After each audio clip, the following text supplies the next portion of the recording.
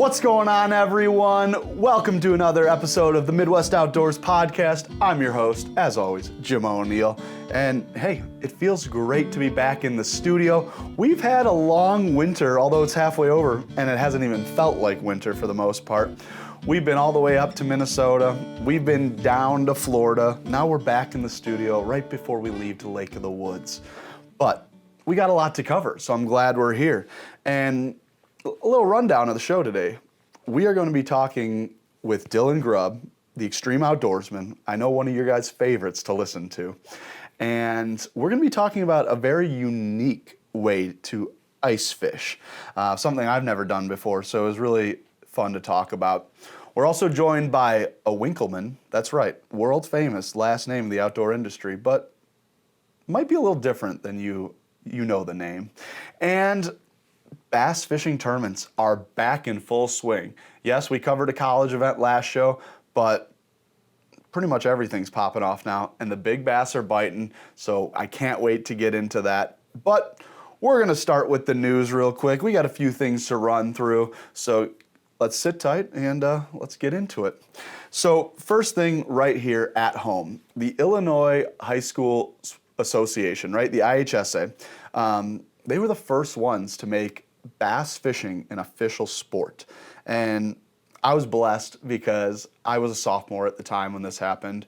And if it wasn't for high school fishing, I can tell you right now, I would not be sitting here. It's what carved the career, what carved the desire and motivation to do fishing. So I'm very thankful for it. But there was always some tough things about it, right? You had school administrators running bass fishing tournaments that didn't really know much about fishing. Well, it's been about 15 years now, and they've got different people working in the right areas now, so they are changing it. So for the first time, instead of just having a sectional tournament and a state, they're adding a regional, they announced, for next year. So in 2025, there is now going to be 2 different steps to make it to a state championship in Illinois. And it's just great because it shows how many more schools are involved, how many more students are involved, and the overall love for fishing. And through the TBF and through MLF and Bass, different states and more schools across the whole entire country are adding programs. So I love to see it. You know, the youth is our future, and we're going to get into that because we have a lot about the youth right here in the tournaments this week. In the news, we have the internet's been a buzz lately, talking about forward-facing sonar, right? And how we fish for fish differently now, and how baits should be designed differently maybe now. Great transition, because Berkeley actually just had a press conference a couple weeks ago down in Houston with NASA, because they are using technology that exceeds what is normal for the bass fishing world. So a lot of science going on, a lot of technical talk, but at the end of the day, the debut of 3 new bass fishing lures that are going to most certainly catch fish, but are a little different than what we're used to. So they came out with the Power Switch. This is a pre-rigged, soft swim bait that is not meant to be fished like a normal swim bait, but vertically jigged. They also have one called the Finisher, not a swim bait, more of a lipless crankbait style, but again, a little different than your normal lipless. And then they have the thing called a Craig, okay? Now, I hope I'm pronouncing that correctly, because after all, it's jerk spelt backwards, because it looks like a jerk bait, except the lip is backwards. It's upside down. And I believed that this was going to look like a jerk bait, but do some more suspending or have some unique twitches to it. But in fact, this bait shimmies down when it's still, when you're not moving it, and when you jerk it, it swoops up instead of going down like a normal jerk bait. So it's really different. I can't wait to get my hands on some of these products. We saw a glimpse of what they were going to look like at ICAST, but they're officially coming out now, and I can't wait to get my hands on it. We have a lot of tournament information, so we're going to get into the tournament information, but I want to take a second, guys, a moment of silence, because the Red Solo Cup, it took on a different meaning after the song came out, and Toby Keith, a fishing and outdoors fanatic, someone I had the pleasure of meeting at ICAST this past year because of his involvement in the fishing industry. He actually purchased part of Lucky Strike and helped a fishing company continue and be in existence and make more products. Toby Keith has passed away, and it might come to a shock to some. He has been sick for a while, but I don't want to make it a sad moment because he was the life of a party. His music was great, kept everyone's windows down in the summer and good vibes. So Red Solo Cup, I'll fill you up. We appreciate you, Toby, for everything you've done for the industry. This is for you. And as he'd want it, he'd want to know what's going on in the tournament scene. So we are going to jump right into the tournaments, and we're going to start with the pro level. The MLF had their Stage 1 event. It was down on Toledo Bend, which Toledo Bend is a big bass factory, right? And a lot of people were hoping and waiting to see all these big bass caught. And there were. There was 9-pound and 11-pound bass caught in this tournament. Only problem is you couldn't see it. MLF decided to not air their first half of their tournament. And as we know, they just went back from going a couple of years ago, every fish counts, to your best 5. Personally, I liked the change. To now, because the viewers want to see the difference, they want to see every fish count, now they go back to the every fish counts program. But the excitement about seeing that is seeing how many fish are landed and seeing hook sets and seeing fish landed. So without being able to see that, I feel like it took a lot of that away. And it's not just my opinion. This has been a lot of the talk on the internet, you know? So you guys drop down in the comments what you thought about it. You like it? You don't like it? What do you think? Now, that being said, there was a very dominant performance. Jacob Wheeler, who seems to always dominate these events, racked up over 150 pounds in the elimination rounds. But he didn't win because everything gets zeroed out. His good buddy Dustin Connell actually took home the win. Huge, huge win. 112 pounds in just the championship round weight. That's awesome, right? Except for the fact that you knew the tournament was over hours before, because second place had 68 pounds. So that's over a 44-pound difference. I don't know about you guys. It takes a little bit of excitement away. You know who's the winner. He even knew he won long before the event was over. So I don't know. Again, maybe it's just because I was grown up on it and I fished tournaments with 5 fish, but I feel like that's how it should be. So you guys let us know in the comments what you think about it. Regardless, there was some impressive fish caught. It was a good tournament, and congrats, Dustin, on the Stage 1 win. I'm sure that's going to propel you higher up in the rankings. After all, at the end of the year last year, he was sitting in 3rd in the bass rankings. Jacob Wheeler, his buddy, number 1. So we'll see how that mixes up this year. Now to bass. BassMaster had their first open, right? The way you qualify for the elites, a qualification for the BassMaster Classic. Pretty much the hottest trail maybe right now, because you have pros, semi-pros, and amateurs all competing for the Mac Daddy of them all, the Classic Championship. But Scott Martin, who's been known in this industry forever, Father Roland Martin, his daughter Hillary, now that's doing things in the fishing industry, he set a record, a 3-day record of over 90 pounds of largemouth. In fact, he started off the week hot with a day 1 record with 33 pounds, 2 ounces, just one day. So you do the math, over a 6¼ pound average. I'll take that any day of the week. But it's his home lake, you know, the Martins have a resort down there. He's been fishing down there since he was a kid. It's cool to see that moment, you know. Winning it in front of the family, the parents, the hometown, pretty cool. Second place, though, was pretty cool, too, and I got to shout him out. Tucker Smith, we've talked about him before. He's won just about everything under the sun as a high schooler and now a young college angler, but second place in the Bassmaster Open at a very ripe young age. And that's the trend. Young kids, not kids, young men keep doing better and better, including the ladies. The college tour, you see more of them showing up. So shout out to everyone that is using their brains and figuring out forward-facing sonar technology to help put more fish in the boat. Now, before we get into our interviews, because we do have one I didn't tell you guys about because I wanted to introduce it first. We have two young anglers from the west suburbs of Chicago that have been tearing it up.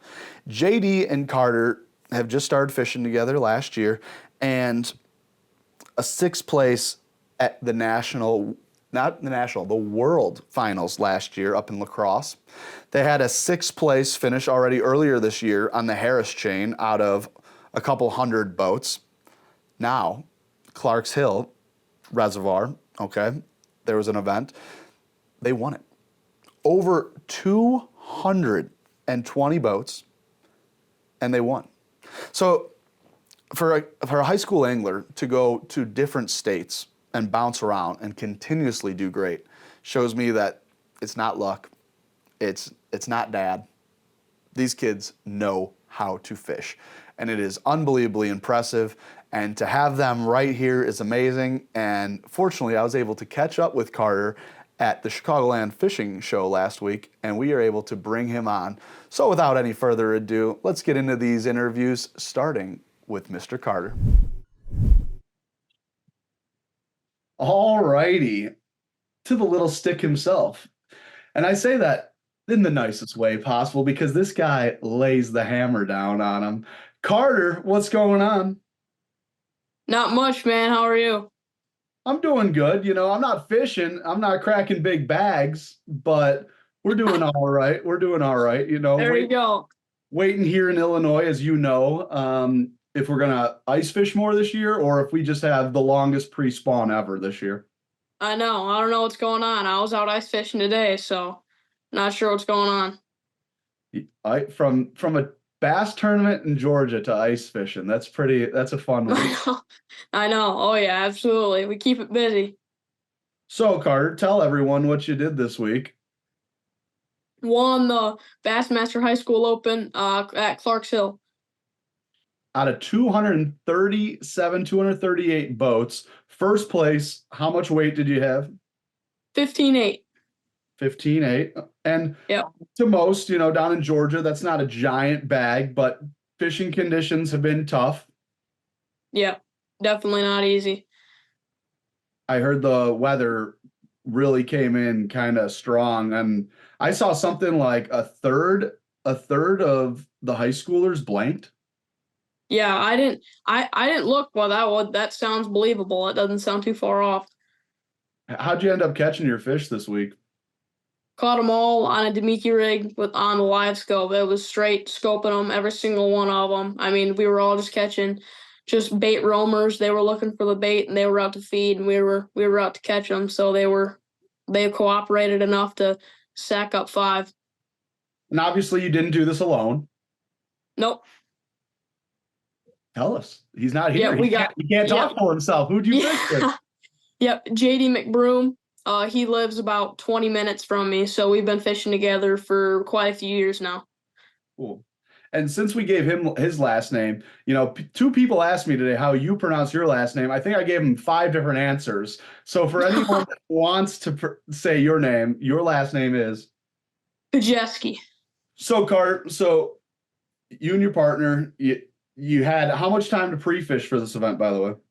Well, going down there, we actually had some trailer issues. So we had a hub blow off on the trailer, and the brake caliper was all jacked up. So we ended up getting that fixed, but that took about 2 hours. So that got us a little bit behind. So we fished for maybe 2 hours, couple hours on Friday evening. And then we fished for maybe the full day on Saturday, but we had to go check in at noon for the registration because that's how all the high school tournaments work, at least for BassMaster. You got to have a registration somewhere throughout the day. So we went to that, but then so it wasn't a whole bunch. Normally I like to get a full 2 days in of practice if I can, but this one wasn't quite that. But I like that you said normally you like 2 days because, it's funny. I hear a lot of people tell me, it's a waste of time to fish the opens or do tournaments in other places because the locals will beat you because we don't have the time or money to practice for a week. You don't need to practice for a week, do you? Yeah, no. I mean, one day I used to do one day quite a bit, but one day of practice, but it's really tough to do one day. I mean, 2 days, at least the first day, you kind of get a little bit of a lay of the land, and the second day you can kind of capitalize on that a little bit and see what you can figure out. Yeah, normally speaking, you catch fish one day, it's just happens, right? But if you catch them the Yeah, same way, same places, multiple days, now you're kind of on a yeah, pattern. yeah, yeah. Those one dayers you can get a little bit fluky and kind of throw yourself for a loop, and it ends up frustrating you a little bit. But 2 days you can kind of lock it in. Absolutely. So I was just going over the resume a little bit, and you pop up on the news feed, every couple months with a big finish. But I mean, state runners up, sixth place at the World Finals, sixth place this year already in a national event. Yeah, You're kicking butt. yeah, trying. I appreciate it. So what is one thing that you can say that you do, not to give competitive advantage to anyone else, but what's one thing that you're doing that you don't think other people are doing that they should to maximize how many fish they catch? That's a good question. I think a lot of people they'll kind of stick to one thing that they know, they'll stick to their strength and they'll kind of just grind it out. And I think you gotta at some point, obviously everyone fish their strengths, but at some point you kind of gotta branch out of what you've been doing for the past 5 years in the ponds around your house. And I mean, around here, there's not a huge obviously here and there, but there's not a huge opportunity for like the live scope deal that's becoming the whole era of bass fishing now. But that's I've been trying to every time I can, I'm trying to put in the hours behind the screen and see what I can do, and it paid off at Clarks Hill. So I think kind of just you got to kind of work on your weaknesses a little bit. So in the world of pro and anti scoping, I would say Carter is pretty Yeah, pro scoping. I think so. You think you go out to any high school tournament, and probably I'd say 90% of the boats have got the live scope. So it's kind of just, that's how the sport's going to evolve at some point. So I think I'm all for it. Yeah, I mean, if you want to be resistant to change, that's on you, but I think you'll get Yeah. left behind. You Yeah. don't No, need absolutely. you don't need scope every day. There's some tournaments that will for sure, I think, always have a better chance to win or do well without scope. There's still going to be Absolutely. shallow tournaments. Absolutely.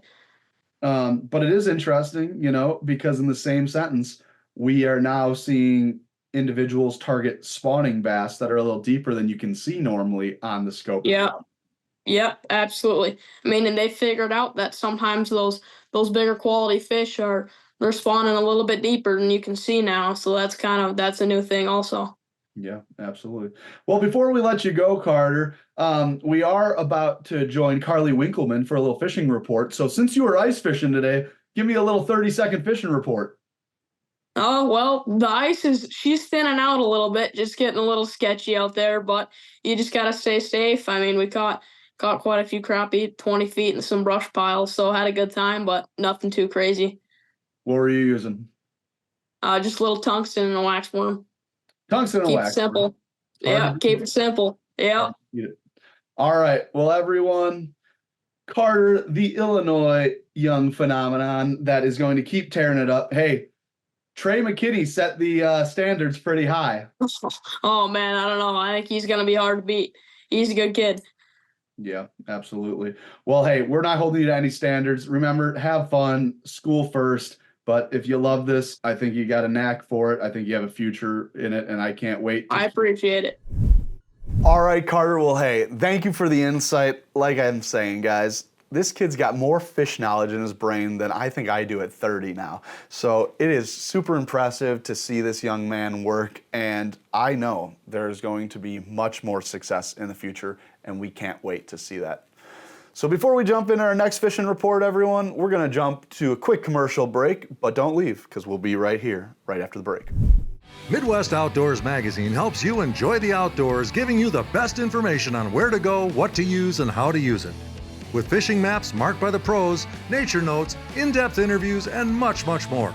Your subscription gets you 10 big issues of the best in fishing, hunting, and the great outdoors. Plus, Midwest Outdoors Digital Edition gives you dozens of extra articles. Sign up now at mwomag.com. That's mwomag.com.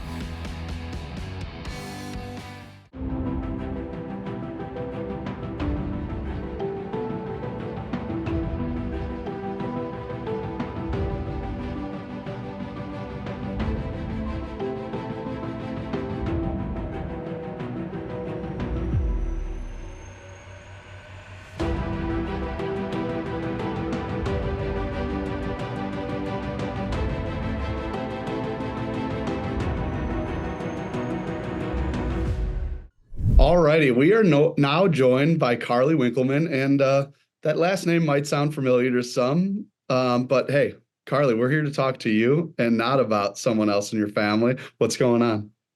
Not a whole lot. Fishing has been awesome, though. I've been out on the water just continuously pounding, and it has been amazing. Yeah, and I don't know about you guys out by you. I know it's a little colder where you're at, but we're literally like on the water now here in Chicago. I mean, the ice is pretty much all gone. If you find any, it's near the border of Wisconsin, and you're still fishing in about 3 inches of standing water on top of the ice. Yeah, it is getting really risky out here. I know in Minnesota it's a lot worse. I'm up in Fargo, so we're lucky enough. I have to go about an hour to fish, but we're lucky enough out there that the ice is pretty thick and the weather has stayed pretty cold. Absolutely. So Fargo, the Dakotas, they're known for the perch and the walleye. What have you been catching lately over there? I'm obsessed with the walleye, honestly. The perch, I'll eat them for sure, but I'm there for the walleye. I recently went up to a lake on the Chain of Devils, and I had such a big fish on. It was the first fish of the trip, and he was so big that he bent my jig, and it was just straight. So I kind of want to go back for some redemption. Those are those ones that you're like, I wish the drag was just like one notch looser. Yeah, and it's like 7 feet of water, so there's not a lot of room to fight it. Just in that short a time, he must have been huge. Yeah, that's fun. But those fish are the ones that keep us wanting to go back. If we've caught every fish we ever fought, I feel like it wouldn't be the same. The drive wouldn't be as strong to keep going. Truly, truly. Then it would be catching. It wouldn't really be fishing. So Exactly. So what, I know it varies a lot, right? And I know you've been traveling a lot, but what kind of ice, how much ice are you looking at over there near Fargo? the last time I checked, we were at about 14 to 18 inches, depending on where you're going. Some of the bigger lakes, like the one up by Devils, people were driving on it.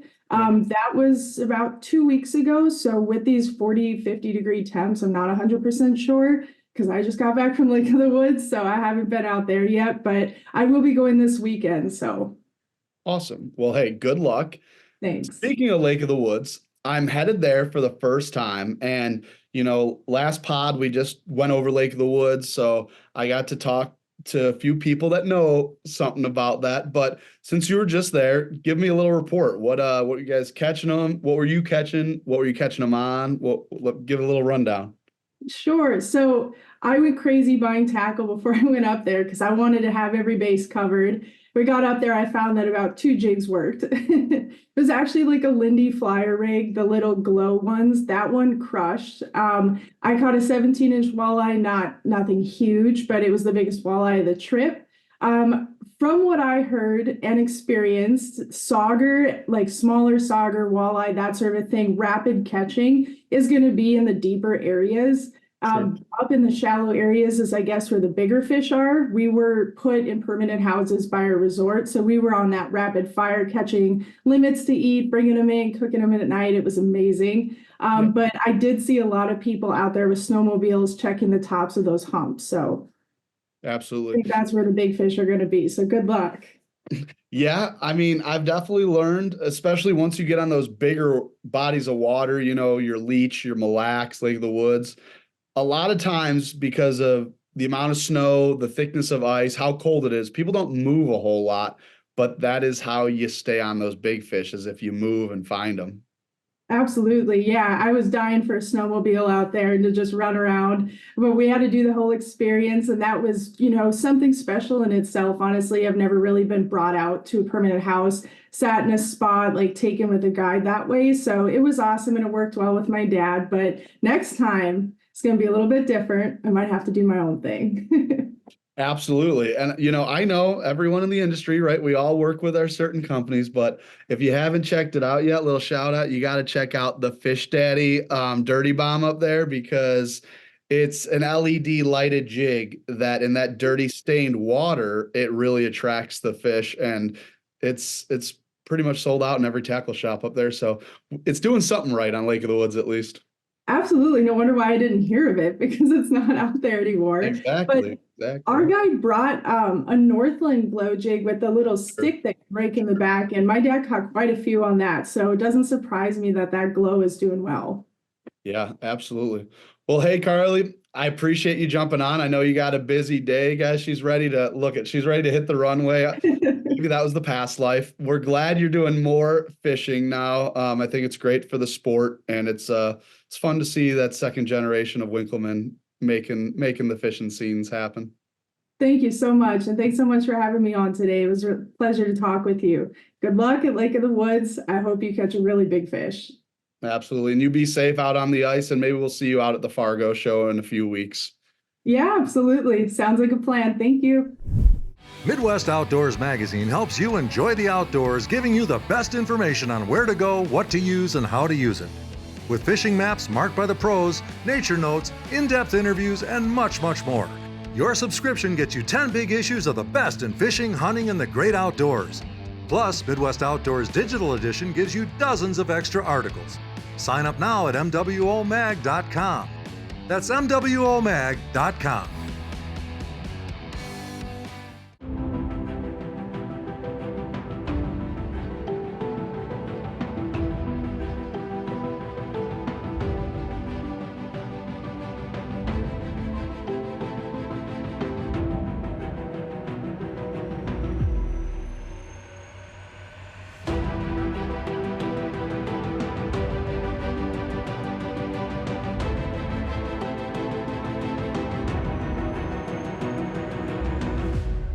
Welcome back, everyone. And hey, just wanted to say thanks again to Karlee.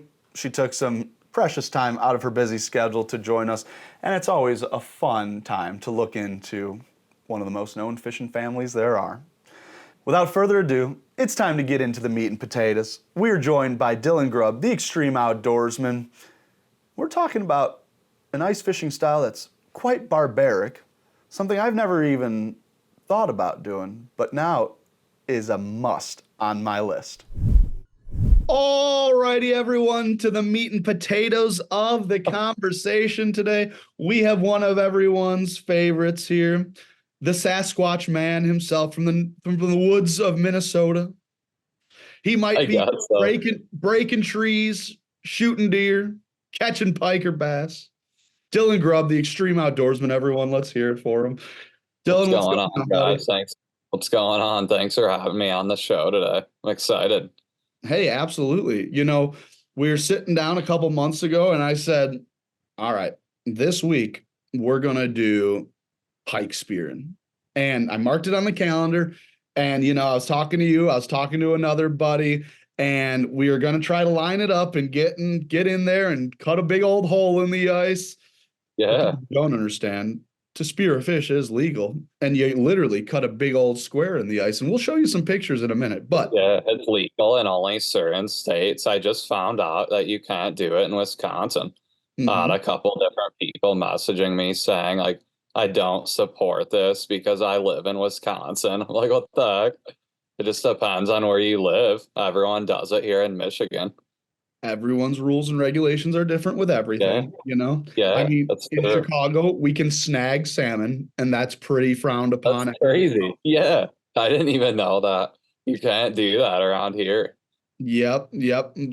Chicago has a season from like October to December where you can snag salmon.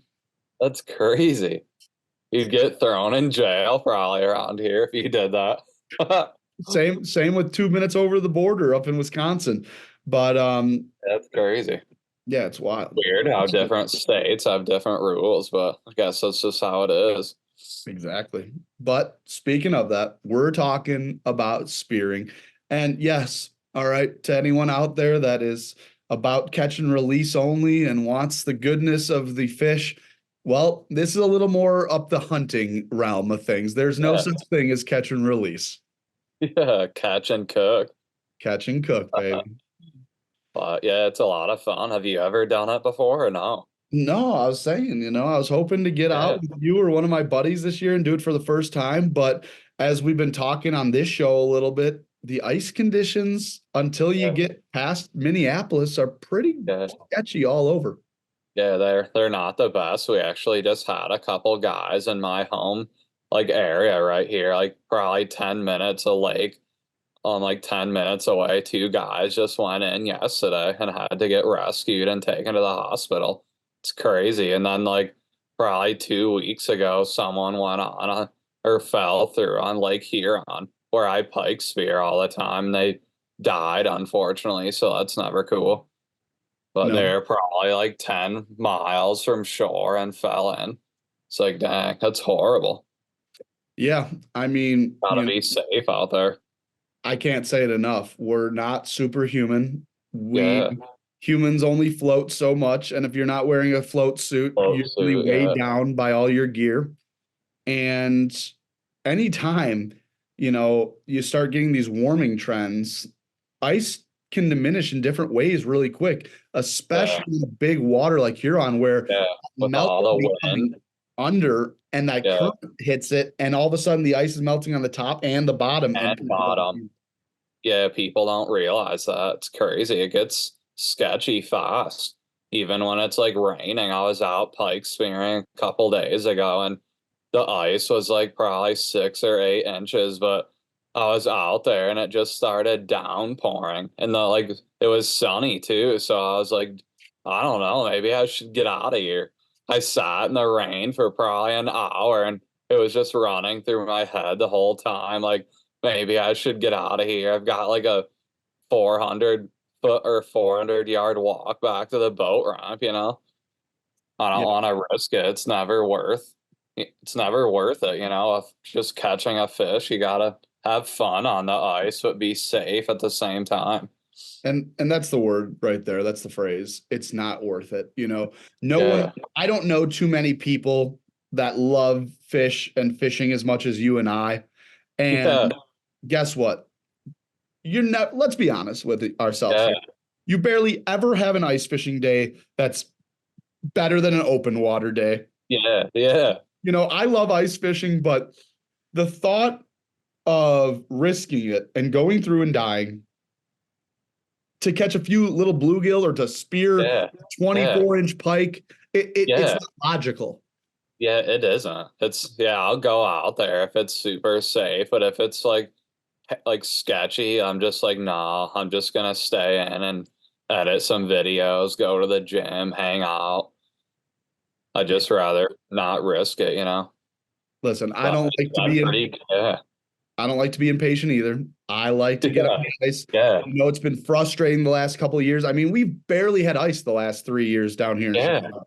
Yeah, same here. It's crazy. The weather's been really weird. I remember growing up, in November we'd have safe ice, and now we barely even get it in December, January, February. It's crazy. We'll get these little snowstorms, and it won't even get cold. It's what happened to all this cold weather? It's it doesn't even feel like Christmas anymore. I agree. Winter, it doesn't even feel like winter. Yeah, the Christmas spirit's definitely going down. And we can talk about this all day, but I don't want to get too sidetracked. All right. So spearing, right? So let's break it down. First of all, yes, check your regulations, right? You can only do it in certain states, and you probably can't do it on every single body of water either. So when you're going spearing, what are a couple things that are on your list? What are some checklists? What are some things we need here? So when I'm getting ready to go out to go pike spearing for the day, I'm always going to be making sure I have my spear, obviously, heading out to the lake. Then I'll bring all my decoys with me. then I usually will try to find my depth finder. Well, I've been fishing all these lakes growing up, so I know where I know pretty much all the drop offs and Mhm. flats, but just to be safe, I always bring all my stuff to check the depths, and then I guess I just bring my ice house, and that's about it. I've got an Eskimo shanty. So Very pretty much oh yeah, I guess I have to bring my auger and an ice saw. Just when Yeah. I'm like spearing or cutting a big hole, I'll usually auger 4 holes with the auger and then grab my ice saw and cut a big square or rectangle in the ice. It's pretty fun. Yeah, I wanted to show everyone the ice saw and what it looks like and everything, but we're in our bedroom. We're not on the ice. Like Yeah, it's really, you don't expect that to be in the average fisherman's yeah, toolbox. That thing is pretty. yeah. It's like Viking like looking. Yeah, it is. It looks like a big machete out on the ice trying to cut through a big block of ice. It's crazy looking. It's cool though how it works. Like I would never expect something like that to be able to cut through like 8 or 10 inches of ice, and it cuts it like butter, you Yeah, know? yeah, It's it is cool. incredible. I see people out there with chainsaws too. That's a whole Oh nother. yeah. That's old school. I Yeah, seen that a couple days ago when I was out there. Me and my buddy got out there and we just heard chainsaws start going. And I was like, they're cutting right. spear holes. I'm over here using a big ice saw, and they're just slinging through the ice with a big chainsaw. It's crazy. It's cool though. It's cool. It's cool to watch. I'd have to It's believe loud. It's loud though. well, it's loud and it's dangerous, right? I'd have to Yeah, believe yeah, not only safety wise are you way better off with the saw, and not to mention if you get out on an ice cold day, that saw might be hard to start, oh yeah, yeah, chainsaw. Where if you have a push saw, guess what? yeah, Unless you can't move, your motor's yeah, working. yeah, for real. That's true. So you get the hole in your ice, right? And then you put your shanty over to black it out, right? You get better Yeah. vision if you So black you out. get better vision once you put the ice shanty over, you close all the windows, and it's almost like the big spear hole glows up. You can see everything, and usually you want to try to find some cleaner water, like maybe 3 to 5 foot. Sometimes you can go deeper, but I typically like to go shallower just so it's not hard to throw the spear so Mhm. far down at them, I've Yeah, sat in sometimes I've sat in like 7 to 10 foot, and it's really tough to get that spear down there. sure. Because if it's too deep, then the spear will like go off the other way, or it's just harder to hit them. The spear's just got to go a further distance.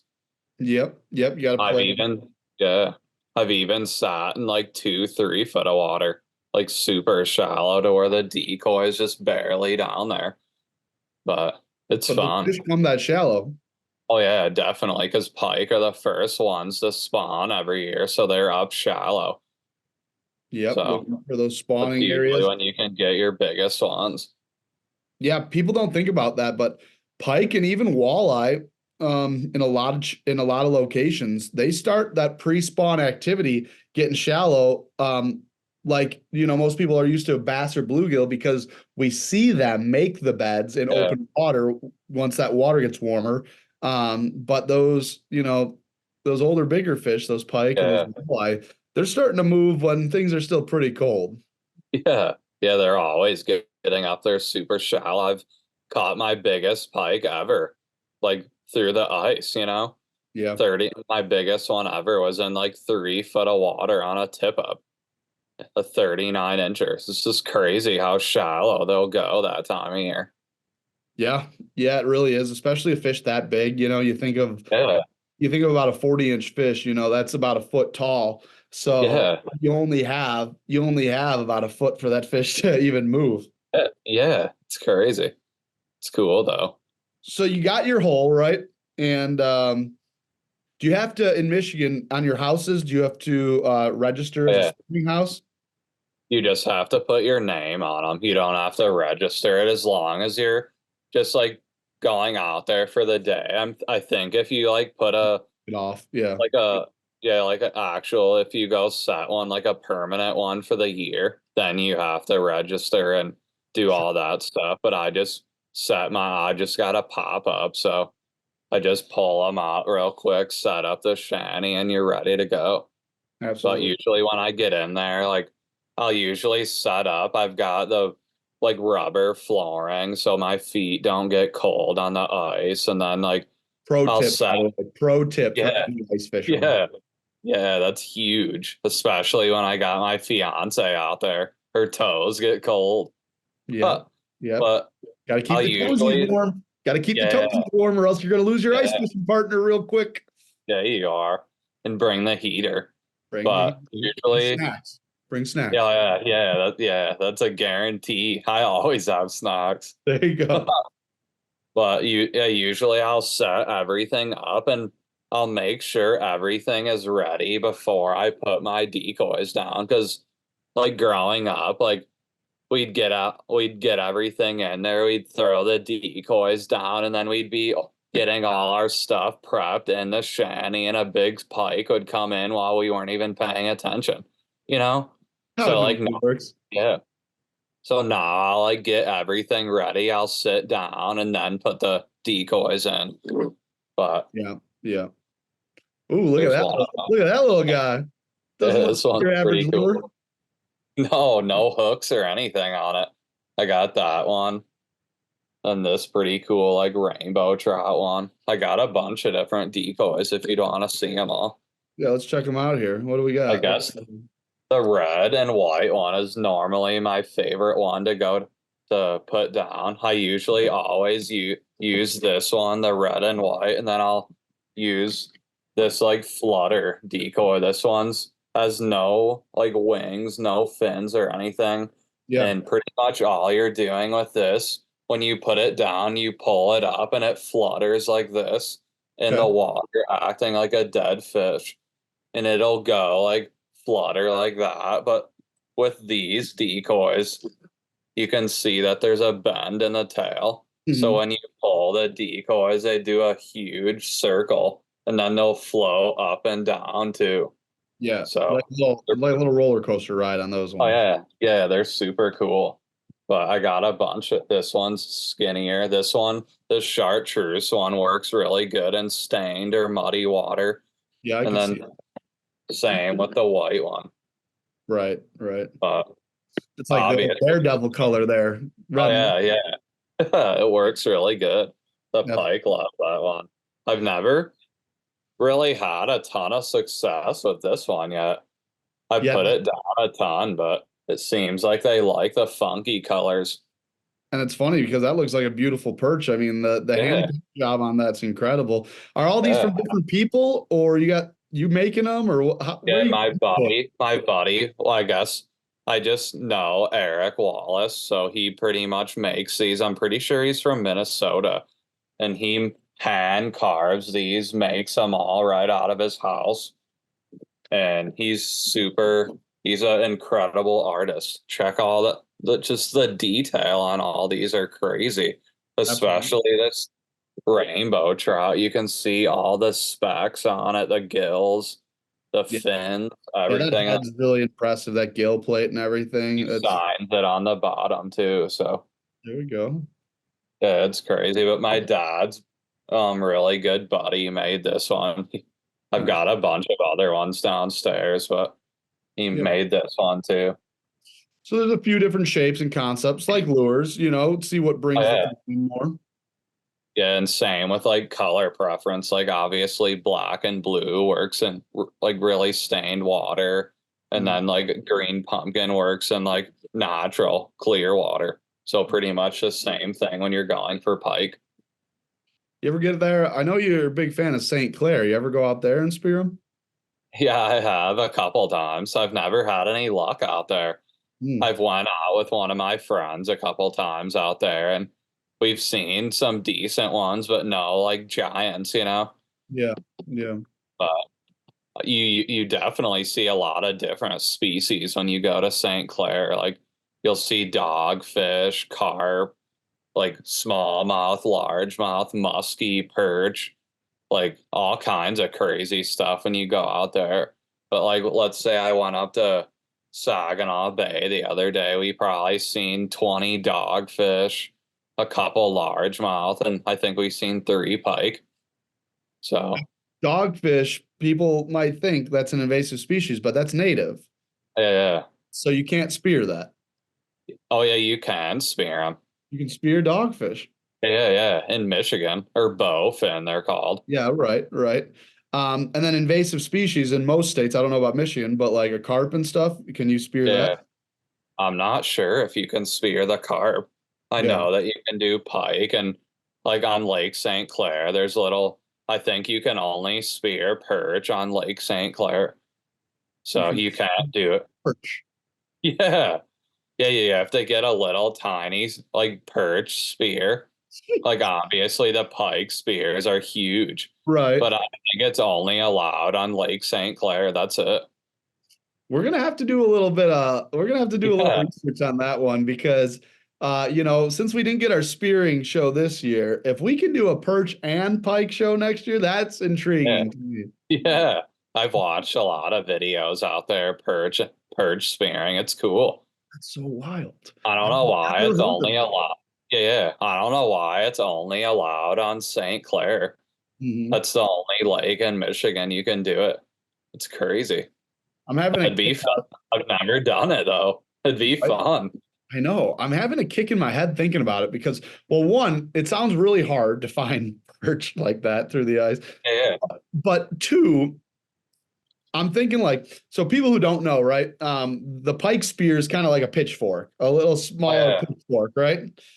So I'm imagining this like perch spear It's tiny. as like a burger spatula and throw in a like a fork. It's funny. Right. It is pretty small. It's only like maybe like 4 little prongs. Sure. But yeah, it's pretty fun. Usually when you're out there, you see all kinds of perch come through the spear hole. And sometimes even when we're out there, we'll bring little ice fishing rods and catch them. Yeah. But if they're not biting, you can spear them. So why not? I'll teach them not to bite. Yeah, oh yeah, for real. The big ones that aren't biting, like this one. Sure. That'd be a good one to spear. You can't tell me some perch wouldn't come and check that thing out. You know, it looks like a big brother. And then all these perch are congregating around it. And then that Big Daddy Pike's coming in too. Yeah, definitely. But yeah, it's a lot of fun. I love pike spearing. I've been doing it pretty much all my life growing up. And I did it a lot like back in the day with my dad and twin brother. And then I kind of stopped the last like 5 or 6 years. And I just got back into it last year. So it's a lot of fun.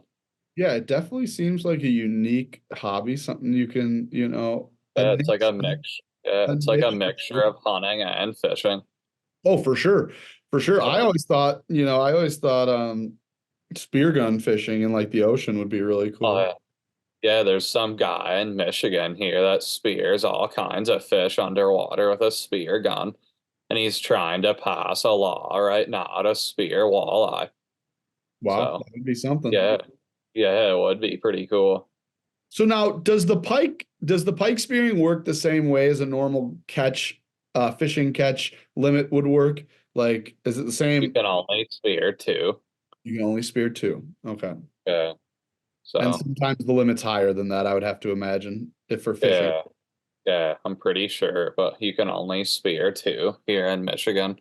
Gotcha. So usually, like, it sucks kind of like if you get out there and you see 2 right away, you're like, damn, I'm done now. You can't sit there anymore and spear them.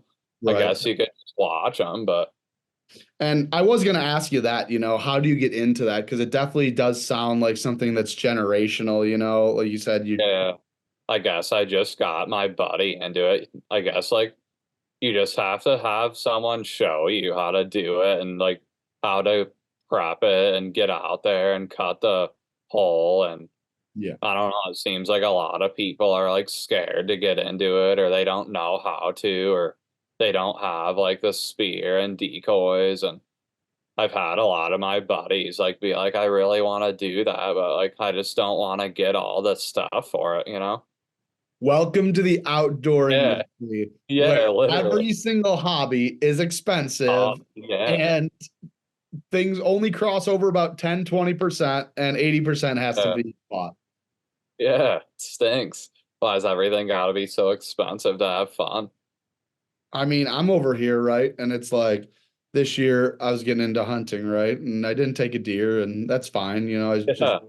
it was probably for the best because I wasn't even mentally, I don't think, ready because I just started getting into it. But it's like I was like, oh well, in an ideal world, I would shoot a deer with a rifle, with Yeah. with a black powder, with a crossbow, with a The bow. bow. Yeah, Yeah. I would do a slug shotgun, right? I'd try all Yeah. five. Well, now you have to buy 5 weapons. Now you got to buy 5 different types of ammunition. Yeah. Now you got to Yeah. do all this and all that, you know? Yeah, it's crazy how much It's things cost. it's a And then you lot. gotta go get like a blind, then all the camo, then like everything. It's crazy. Yep. I just say I had my best introduction to hunting, and that was just with an air dart gun down in Miami, Yeah. and Yeah. we just took care of some iguanas. You know, that's a good Yeah, intro that's to hunting. cool. Yeah. I'm gonna be going down to Florida in like 3 weeks, so should be pretty fun. I'm gonna take the boat down to Okeechobee and fish for like a couple weeks. Couple of So weeks. should be pretty fun. Yeah. Me and my dad are gonna go down there and hopefully fish. Well, I guess we're gonna fish headwaters and Lake Garcia and Kenansville. I guess all the lakes we normally fish when we go Like down there. marsh, some of that stuff. Yeah. Yeah. Yeah, I'll tell So you what, Okeechobee, real quick, not to get sidetracked like we normally do, but Okeechobee, I was just there, and they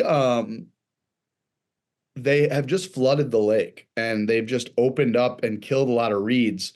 So really, the lake is like 15% bigger right now. dang, that's So there's crazy.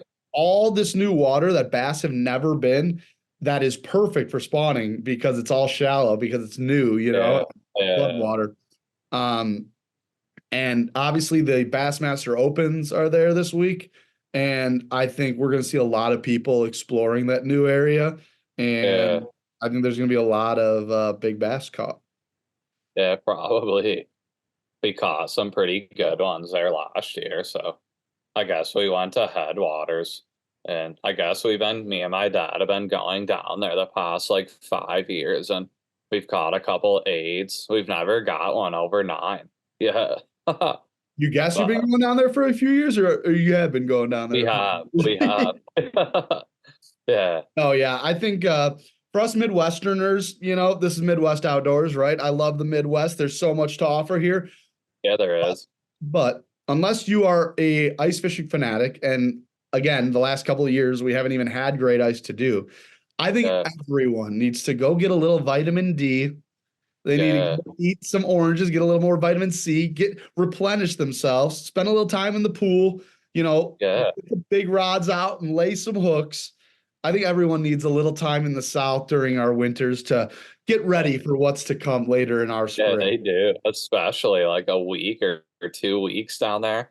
That's like heaven. I love it down in Florida, going to the Keys and going to that Robbie's. It's crazy down there, seeing all the tarpon, and it's really cool down there. Little All the Island different. Murata, go have the True Bass Pro Shop food, you know? Yeah. Yeah, I've been there. It's pretty cool down there. No, that is an awesome spot. Well, hey, again, Dylan, love to have you on the show. Thanks for chatting. You know, hopefully next year we can do this right Yeah. and put a spear through a fish, which Yeah. sounds It'd be a terrible, lot of but fun. You're always welcome to come over here. I'd absolutely. love to get you on your biggest pike ever through the ice. That'd be sweet. Yeah, through the ice, not too hard, not too hard. We just have to hit 33. Yeah. Oh, yeah. Open That's water's not 42. That's a little harder. dang. Oh, yeah. That's a giant. That's a Yeah. little harder. Lake Superior, you could thank the big lakes for that stuff.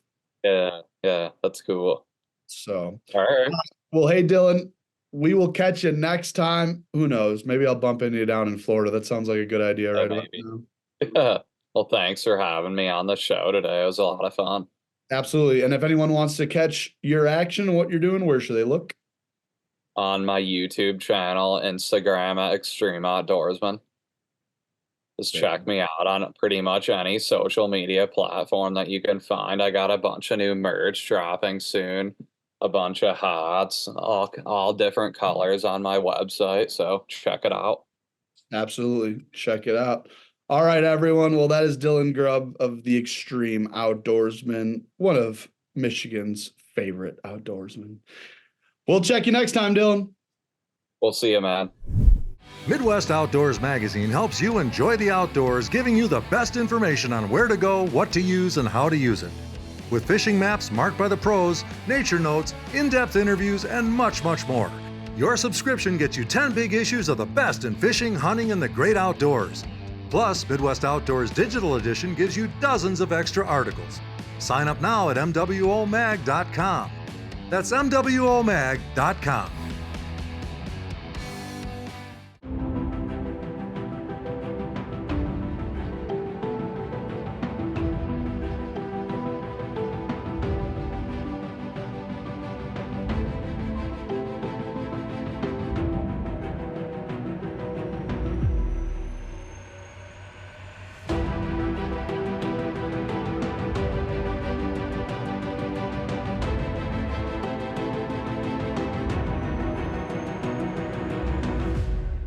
And there you have it. Spear fishing. Yes, maybe not quite ice fishing, but unbelievably cool to do through the ice. Whether you have a saw or a chainsaw, a massive hole in the ice, sight fishing or sight spearing, I guess you can call it. Truly an unbelievable way to harvest a fish that has been going on for centuries. And I had a lot of fun learning about it. And I can't wait to get on the ice with Dylan and do it. Who knows? Maybe we'll have some safe ice to do it this year. If not, there's always next year. And that is the perfect time for me to transition and tell you guys, listen, I know y'all want to ice fish. I know some of you bought sleds this year, bought a new house, bought a new auger. I'm sorry. I want to ice fish as much as you guys do. And I am. But we're going way up north this week. Just be safe. Okay? Or join me, because we're going all the way to Lake of the Woods this week. Finally, my first time. We've talked about it a lot. We featured it on podcasts. We featured it on TV. But it's finally my time to get up there. And who knows what we'll catch? Sturgeon, burbot, sauger, walleye, maybe my PB perch.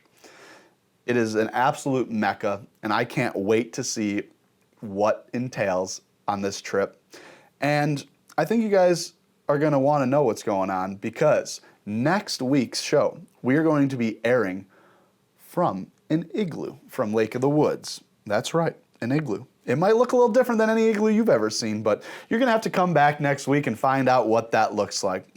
So guys, until then, Toby Keith, I want to say thank you for everything you've done for the music and outdoor industry.